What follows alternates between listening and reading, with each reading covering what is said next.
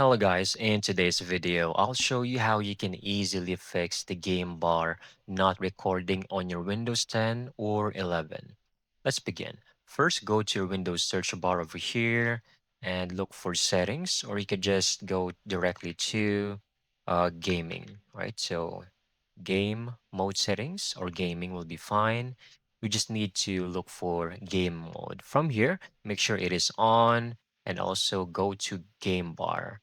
So this enable game bar for things like recording game clips, chatting with friends, and receiving game invites. So turn this on, and once you're done, just close this window. Now for the next step, go over here, look for game bar, right click this time, and then go to applications settings. Then click on terminate once, right? And then click on repair. This might take a few seconds to a minute, so just be patient. But once you're done, go ahead, check it out if the recording has now been fixed. However, if not, go back here and then just click on terminate again. This time, click on reset.